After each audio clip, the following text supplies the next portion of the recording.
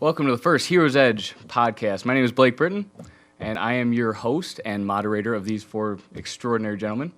We're going to be doing a comic podcast based on the DC and Marvel universe as they are today. All right, starting to my right is Darren Krabnoff, followed by Marcus Watson, followed by Danny Humphrey, and last but not definitely least, Cameron Cavett. And today, our first topic of debate is going to be the new post-52 Batman run. Starting with Darren, what do you think of the new arc going so far? So far, I'm liking it. It's not too bad. I could do without Gordon, but we all could have done without John Paul Valley during Nightfall. And after you read the story, it wasn't too bad. I'll agree. Speaking of Jim Gordon, Marcus, what do you think of Jim Gordon? I have lots of things to say about Gordon as Batman. He's the worst Batman to have ever put on. Well, it's not even a cape and cowl. The rabbit ears that he puts on to be Batman. You know, it's like he's constipated as Batman. You know, he would be Batman. He's the equivalent of Coke 2. For those of you unfamiliar, this is the new Batman suit. By what he talks about bunny ears, you can clearly see those on the top. But go on. So what do you think about the new arc in general? You know, it's a decent story. The story itself. The universe doesn't need Jim Gordon as Batman. A universe with Jim Gordon as Batman isn't an accurate DC universe. The arc itself, with Bruce losing his memory and the things that happened that un-Batmaned him, I can understand. Yep. That storyline I can follow. It's the Gordon in a bat suit, a cop in a bat suit where Batman's a vigilante. Mm-hmm. Gordon has no trauma. Batman was created by trauma. You know, Gordon, police officer, follows the rules. Occasionally turns a blind eye. That's not what Batman does. He's Batman light. He's like diet water. He's not Batman. Can't be Batman. He's the substitute Batman. He'd be Splenda to pure sugar. He is Splenda in the cowl. Yeah. So, Danny, what do you think about the new arc going on so far right now? I'm not bent over as much as the gentleman to my left here. I think Capullo is doing his best to introduce a Batman into the situation that is kind of a joke. You're right, but it is a joke to the rest of the DC universe as well. Because you can see when, Damian comes into the matter, he knows that it's not Batman. It's ridiculous to him. The Justice League knows it's not Batman. It's ridiculous to them. I think Capullo's just trying to show you how much of a peril it is when Batman's not around. Great job. The fact that you're as upset about it as you are means that he's done his job. Oh, then he needs a raise. So, but besides that, I think the arc is extraordinary. Mm-hmm. I think it goes literally from one amazing arc to another.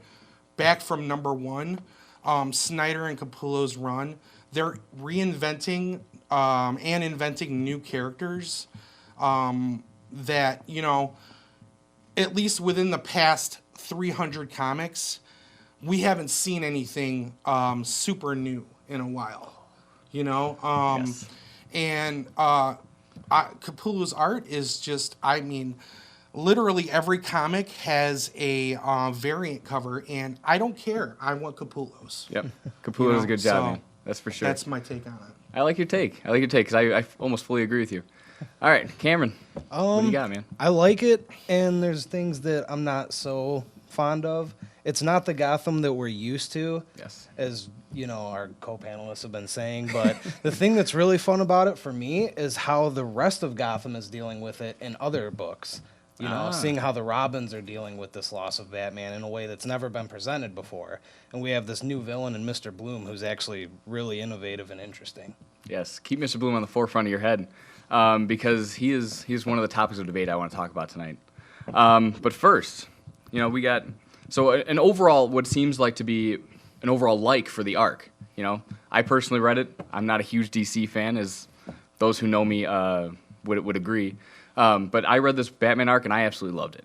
Right? I thought it was a great addition to Batman, except for, well, hold on. Great addition to Batman, because they, you know, essentially in Batman 40, Joker and him had a huge battle, right? They fought it out, supposedly died, right? We see Bruce come back. It kind of put us in suspense a little bit, you know, and to see Jim Gordon take it over, well, that's on the debate right now. That's the next topic. Jim Gordon, all right? So we know he's the new Batman, or Batman. But Bruce is soon to appear again, right? So what do you guys think about, you know, Jim Gordon as Batman now, all right? What do you think they're going to be as a team? Are Jim Gordon and Batman going to, or Bruce Wayne going to be a team when he returns, right, in Batman 50? How do you think that's going to play out? You know, is Batman going to fully take the cowl? Or are they going to work as together where, you know, we got the bunny suit, you know, and then Bruce Wayne's got the cowl? You know, what do you think is going to happen? Bunny suit's gone. Bunny suit's gone. The only thing that's really interesting about the bunny suit is that it's a hybrid Wayne Powers. Oh, yes. Which is going to Batman Beyond. Yes. They even mentioned Derek Powers in one of the issues. But yeah, I don't see Gordon sticking around as the Bat. No. I see Bruce coming back and just taking back over, and Gordon either becoming commissioner again or doing something else. But Or he dies. One can hope. it could be. It could be. I don't think he's ever been dead. It's his turn. No. Yeah. Well, Yeah, I he- can see that. He He's essentially over- Yeah. de-aged, though. I mean, if you look at his masculinity now, I mean, Yeah, Well, he's got a mohawk. well, He's he's- jacked up. You know? Well, I mean, I would say in his early 40s, Yes, I believe. That's what they said. You know, former Marine, early 40s. So, you know, nowadays, Makes sense. 40s is like the new 30s. yeah. So, I could see that. I can definitely see someone passing away, whether it be his new wife or Gordon, or someone kind of jaunting Batman into his brain again. Whose new wife are you talking about? Or referring to? Bruce Wayne's? Batman's new fiance or wife, Yes. or Bruce Wayne, I Yeah. should say. Bruce Wayne's, yeah. Yeah, I think. No, go ahead. I think the universe. Well, the universe needs the Batman Gordon dynamic. That's been a constant throughout every arc, every Batman universe. There's always been a commissioner, and even in Batman Beyond, it was Barbara Gordon. Yes. Okay, so there's always been a Gordon that's been the foil or the voice, you know, opposite the vigilante hero On the Batman. roof, shining the bat signal. You know, so there needs to be a Gordon. There just doesn't need to be one in a bat suit. I agree to that. I agree I to don't that. think Gotham's big enough for two Batmans. 'Cause when you think about it, once Bruce comes back as Batman, who else has to come back? The Clown Prince of Crime. And is Gordon going to be up for that? Yep. I don't think so. No, No, not a chance. Not even close. Now, I can Yeah. see the bunny suit being gone, but I can honestly see the rookie suit sticking around. Yeah. You know what I mean? Just because it does those extra little things Yeah. that patrol the streets, that, you know, Batman can focus on more high tension criminals and, you know, things like So, in a that. way, not to Kingdom Come. Yeah. Yeah, that'd be Exactly. incredible. Yeah. In the early, like, what was it, Batman Incorporated? Yeah. You know, Yeah. so, you know, there were multiple bat people. Yeah, but- Things. Yeah, but even though I agree with Cameron's thought here, you know, there can only be one Batman. I say we have a battle to death. I mean, think about Between it. Batman? Yeah, you know, well, Commissioner Gordon's got his army of bat people though. You know those army suits. Okay. Come all on. right. That's not even. It's Gordon, and it's Batman, traumatized, amnesiac, losing weight, you know, diarrhea, whatever. Bruce Wayne versus Gordon is it wouldn't be a contest. It's not even. mean- It's not fair. It's like the sun versus, you know, water. You know, the sun wins. You know, it's just that simple. Damian took Gordon out effortlessly in Yeah. the Robin War. Well, Their skirmish. Well, hell, Batman has trouble taking on Damian. I mean, the kid's Well, been the trained kid's since like the age of 3. Yeah. Natural. You know, he came out of the artificial womb as an assassin. You know, Genetically perfect as well. I honestly Yes. think that Yes. Jim is going to be more than happy that Batman's back. I think Oh, it'll yeah. take the burden off of his back, and he can go back to doing what he's supposed to do and be a cop. He mentions that a lot during Yeah. during the arc. That how did the original Batman do this? How does he do this? How does he do this? That's the whole thing, you know. And it's because I think the it's character because he's Batman. Yeah. is holding, like, he's waiting for Batman to return. It's like, all right, I'll hold the spot for you as best he can. And that's essentially what he said a few times. You know, he even went to Bruce in the beginning of the arc and saying like, "Hey, how do you do this?" He's like, "What? I don't know what you're talking about, man. I'm completely just white, you know." But he doesn't know that. So, you know, that's pretty cool. It's pretty cool to hear. Now, new villain, Mr. Bloom, right? You see him in Batman 43. That's his first appearance. Cool as shit. I love that this cover dude. too, by the way. Right? That cover, where he first appeared, is just amazing. Yeah, Right. I bought multiple copies of it. Oh, As Danny was saying, that Greg Capullo art. How do you turn a sunflower mask into something that is really kind of horrific? Yeah. and for those of you that don't know, this is the Bloom cover that they are referring to. And yeah, that is Mr. Bloom in all his glory. Right there. Which is now the size of King Kong and parading around yeah. Gotham It's like City. it's this giant sunflower, you know, walking around Gotham City, you know, terrorizing. And he's just jacked full of seeds. And essentially, like, from what it seems, all you do is put a seed in you, and you turn to a bloom, right? That's And- not an innuendo. That's actually No, Is that how, that's, sexual how, innuendo there. that's how it always That's happens. DC literally like Telling you that, yeah, look, putting it on the shelf for you know, you. add seed, you get bloom. Yep. Add seed, you get bloom, and that's the thing. When a lot of people take it, they go all exorcist on people. And it's like, holy crap, it's crazy. yeah, to see. like any real drug, it has random effects on whoever takes it, because these things that we're referring to as seeds, he's manufactured, and you just put it underneath your skin, and all of a sudden you get powers. Well, however well you can manage those powers is person to person. Some people, their biological composition literally just falls apart. Oh yeah. I think that's another reason in this arc, the Batman arc, that it has always been this villain, Bloom, to this Batman, like Gordon, is Gotham creates a villain unique, it seems, to the hero defending the city, and this villain Bloom is Gordon's Joker, Yes. and Yes. I would agree with that. he That's a can't, good comparison. except Gordon can't defeat this villain. He doesn't know how, and that's the crux of Gotham in this arc. You know, you got a new Batman. Okay, well, we've got a new villain for you, and he came out of nowhere, and that's that's the one of the great things I loved about this arc. Yeah. And I'm not sure if it was Batman number 43 or 44, where Fabak actually did the cover art and the inside art. It actually showed during Endgame how the real Bruce Wayne Batman was already on the tracks of something going on with Mr. Bloom. While dealing with the Endgame, during the math and of that, and he was already on board with it. He was already doing his detective work, and he had already figured out that something had died and fallen out of the sky that had a seed being put in it, and he wanted to know what that was from, and he traced it back to the Blossom Alley, and he just didn't discover any further because he had things going on. Right. It just goes to show you how insane, Bruce Wayne Batman and how much of a detective he is and what he does over Jim Gordon. It's taken him almost a 10-issue run, and Batman almost solved the problem in one issue while he was dealing with Endgame. Well, Gordon's not a detective. Yeah. Pretty much. Bruce is the ultimate detective. That's true. Yeah, but Bloom. So, still on Bloom. If we were to talk about, could he possibly be one of the worst villains that a Batman would have faced, or is he too easily defeated? Because you saw how he was beat by the electromagnetism, with the ship, right? He got imprisoned, but since he put those seeds out there, he grew his army out of the imprisoned inmates. That's planning.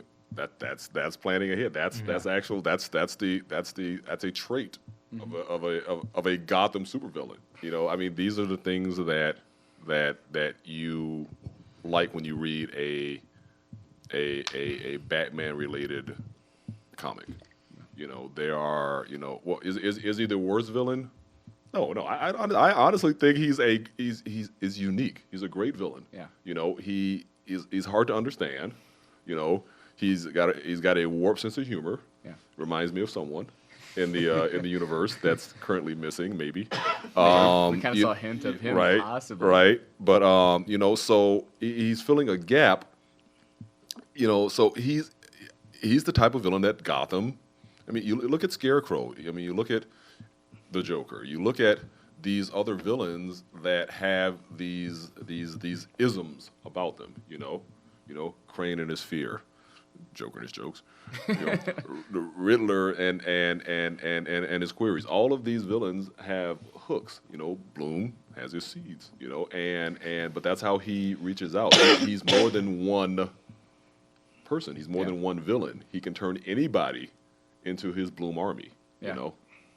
That's So true. I mean, that's a good villain, man. I'm sorry. So, but don't mistake my word of worse being the bottom of the pot. You know, like Penguin or something, right? He's just a drug smuggling dealer, right? But as worse as being like, you know, the top of the line, like Joker or Is a real Bane. bad guy. I mean, he's a real bad dude. Yeah, you've been Yeah. seeing he's manipulating his body into extending him almost into like strings that are unbreakable, and they're just going through people. Vicious thorns, man. Yeah, it's I mean, he's just literally putting his hands through people and continuing his conversations like nothing's going on, and presenting his grand scheme. You know, I think he's just as sociopathic and malicious as Gotham's worst. Yeah. Yeah. So would you compare him up with the Joker? Because in my opinion, I see Joker as being the top villain that Batman goes against. Without Right? question. Without question. We can all agree on that. Obviously, yep. You know? I also feel like he's just one of a kind. Like the Yeah, Joker, you can't he's- compare anyone. Yeah, I think he'd be in a class by himself, and all the other actual tier of villains would be under the Joker. Yeah. You know, regardless of where they fall. If Bloom got into a fight with some of the other Arkham inmates, or you know, Gotham's worst, he'd probably fare pretty well. Oh yeah. Well, mainly because he can, from what it seems, make anybody a Bloom. Yeah. You know, Danny, what do you think? How would you tier Bloom in this? He's impressive because he has abilities that a lot of like the Arkham bad guys don't really have. Like, and I mean like on a supernatural level. You know what I mean? Yeah. Batman. I mean, Joker is crazy and loose cannon as it gets, and that's what makes him that way.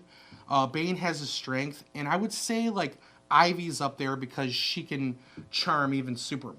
Oh yeah. But the rest of them, like, I just don't see that that supernaturalness. This new character has that. However, like I said, I don't feel that Bruce Wayne Batman would have let it even go to that level. Yeah. He would have cut the head off the snake before it even happened. Well, like you said, I mean, he was already on the trail. It shouldn't have gotten this far to begin. And I think, you know, with Gordon not having, you know, the past and, you know, like the crime fighting background that Batman has, he just wasn't seeing it coming. And he kind of let it get away from him. It was, like you said, it was sort of his Joker. He does. He has a bag. You know what I mean? So, Court. definitely an interesting character, and I really look forward to seeing more of him in the future. That's cool. What do you think, Darren? I'm not gonna. I would say maybe below the top 10 major villains. Below I the think top he's 10. interesting. However, he is Jim Gordon's villain. Yeah. Yeah. If it was Exactly. Bruce, like we've stated, Bruce would have already had it taken care of. So you think he would already had a tool in his bat belt to, Yes. to take care of? Yeah, I mean, like look at the Court of the Owls. Court of the Owls show up. Bruce has a hard time with them. Yeah. You know, this guy's no Court of Owls. This guy's no Joker. He's no Riddler. Speaking of Court of Owls, Damian Wayne, which we'll talk about that later. That's true. I like your view on that. All right, next topic up. We got the Bruce Wayne's return. All right, we noticed in 48 that he had mentioned that he wants to go back into the Batcave, and Alfred, show me where it's at. All right, but Alfred had also said back in, I think it was roughly Batman 42, 43, to Dick Grayson that Bruce Wayne's not capable in the state he's in to even be Batman. I agree with that. He still doesn't have all of his memories at this point. The couple times we've seen him do Batman-esque things have all been on reflex.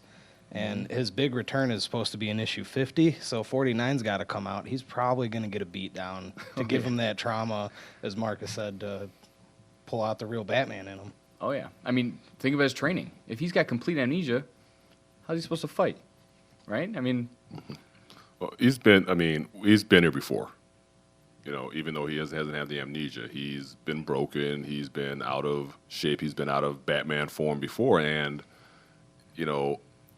he's not going to the muscle memory doesn't go away with the actual memory, so but I agree that there'll probably be an issue where he gets he just gets beaten down, just pummeled, and at that point of his lowest where I can't take it anymore, I'm getting the hell beat out of me, Bruce Wayne goes away, and Batman begins to emerge. I mean, and I agree with you, and I honestly think at that point it's gonna be drawn out by tragedy.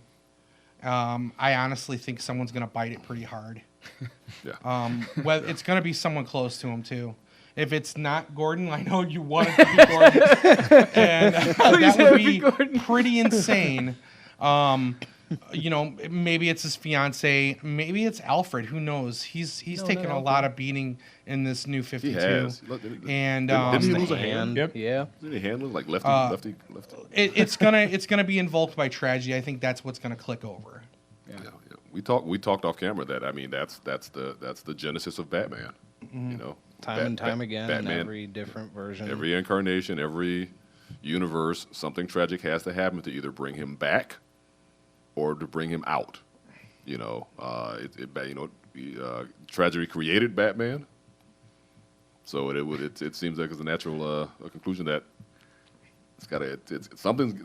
Like you said, somebody's got to bite it. Something bad is going to happen. This is Gotham, after all. Well, yeah, something bad happens. Yeah. They call it Tuesday. Right. That'd be the before Monday, lunch. Right? Yeah. A cup of coffee. Cut a cup of coffee. Joker stabbed me. Things like that. But yeah, it's going to be epic. Batman, Bruce Wayne taking up the cowl. The last frame of issue 48 said it for me. It was almost like I know Christmas is coming. I'm gonna I can get rid of these old toys that I've been forced to play with, and now I'm gonna get the new shiny ones. To come out with.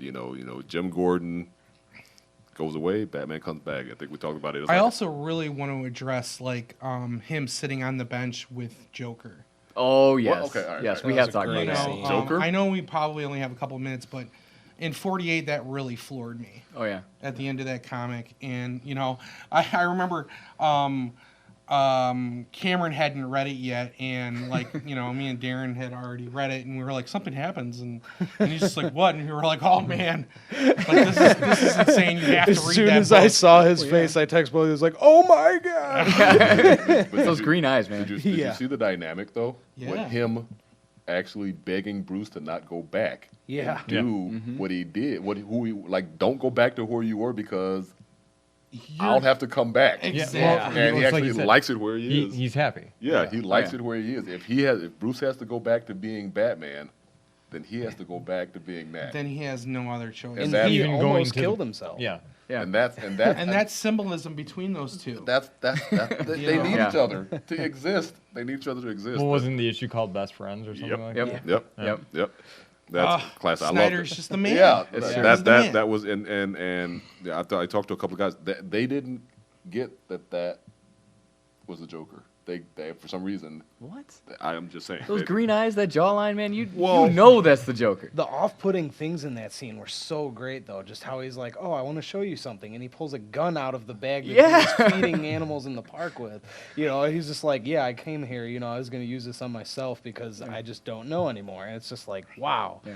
And just the little things. He's like, "Don't go back to how you were." And Well- he's like, "Do you know who I was?" Just the little things. It's Yeah. like, Well, what is and- going on? And here? it's showing a gun yeah, to Bruce Wayne, yeah. whose Who's life like, changed because of a gun. There was so many layers Oh, yeah. to those scenes that you may have had to read it like 2 or 3 times to, Yeah. to get them all. yeah. That was a great book. You know, and that's what I mean. It's like, yeah, I'm not crazy about Jim Gordon as Batman, but that series, that run, there's so many little subtleties about it that make, you know, Batman and Bruce Wayne what it is.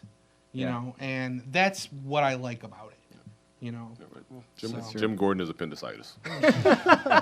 He's got to be removed. Yep. And in some cases, I mean, we were discussing off camera again, Batman 40, you know how it was Bruce Wayne and Joker, right? They essentially killed each other for a little, well, from what we thought, a little bit of time there. But what if Batman 50, now Bloom and Gordon almost get into this to-death battle? Almost. Almost. Well, It seems like Bloom has Gordon where he wants him because he's got him literally in the palm of his hand walking around Gotham, towering over buildings, you know. or if Gordon gets a seed shoved into him, boom, now we got a Bloom Gordon. Yeah. Something to think about. All right, so that's about time for those topics. So that's on closing thoughts. Basically, we're gonna go down the line here now, and we've seen what's coming out next week. We've seen what's coming out last week, or what came out last week. We read them, we enjoyed them. What are we looking forward to in this coming week? You know, coming out Wednesday. We'll start with you, Darren. That'd be Extraordinary X-Men number 6. Hopefully you find out what the hell's the matter with Nightcrawler. Right, Nightcrawler is a little weird now. Yeah, it's annoying. Yeah. Just make him normal. Hopefully, maybe it's another Jim Gordon kind of deal. Maybe they'll Oh, that'd be give crossing the over. Nightcrawler back in. Those Disney lawyers won't have that, No, they won't. Watch out for Mickey Mouse, man. right? All right, Marcus, what do you got? Grayson 16. We haven't talked about it, but the way the Robin Wars and the way the Robin Wars ended and wrapped up, with Grayson doing what he did, it looks like that, you know, Grayson 16 introduces him with, you know, his relationship with the Court of Owls. Oh, yeah. That's something I'm looking forward to. The Court of Owls have always been interesting to me, so yeah. So Grayson 16 is what I'm looking forward to. Yeah, because you got Grayson, then you got Damian Wayne, who's a big part. I mean, for those of you who read Robin War, part 2 was incredible. Or, well, number 2, I should say. Shows at the end, or in the middle of it, Damian Wayne is part of the Court of Owls. It was absolutely insane. There are a lot of moving pieces Yeah. in the Robin Batman Grayson War. Not to bring up more discussion, but if Batman Bruce Wayne's coming back, Damian Wayne is now in the Court of Owls. Not officially. Not officially. Actually. It's actually different. He actually was in it, but then what Grayson did got him, Got him out of it. He Yes. basically took his Yes. place in the guillotine. Interesting. So Spoiler. yeah, It was last week. Yeah. Last Yeah. week. That's what we're talking about. You're not caught up by now. You're too late. All right, Danny, what you got coming Hit next pause. week? Play later. I'm gonna jump universes again. I really looking forward to, like my friend over on the left here, Extraordinary X-Men. But what I am looking to forward most, I would say, is Old Man Logan #1. Oh, man. He really secured it for me through the Secret Wars. That book and Civil War were probably my favorite books, and he's just running wild on Extraordinary X-Men the Extraordinary X-Men series. So I can't wait to see what his #1 looks like. Oh, yeah, he's killing it. So Is X not doing it for you for Wolverines? it's fine. It's just Uncanny X-Men last week #1 lacked a little luster for me, but Extraordinary is beautiful. Oh, yeah. I love it. It's an amazing book. Ramos is the man, and like that book is really hot right now. Oh, So yeah. Cameron, your time to shine. mine jumping up brands again. I'm gonna go over to Image and say Outcast, written by Robert Kirkman, writer of The Walking Dead and Image's Invincible. two great stories also. Oh, yeah. But it's basically a supernatural exorcism story, and it's just really interesting. Pretty dark, great artwork in it. They actually got picked up for a first season on Cinemax. It's coming out next year. It's going to be pretty interesting. Yes, I fully agree with the Image. Now, we have to do my personal favorite. I'm also on the Image side because, as I told you in the beginning, I'm just getting in the DC universe, right? I'm a huge Marvel guy, and I love Image, right? So, Monstrous #3 is coming out. Absolutely an incredible book to begin with. Marjorie Liu does an incredible job. I don't even know how to explain it. It's so good. Basically, it's a lot of supernatural. Demons are involved. It's a lot of queens and kings, and they're all doing all crazy stuff. So, that's a wrap for today. Thank you for joining in the Heroes Edge podcast. Again, I'm Blake Britton, Darren Kervanis, Marcus Watson, Danny Humphrey, and Cameron Cavett. And we thank you guys for tuning in. Have a good day.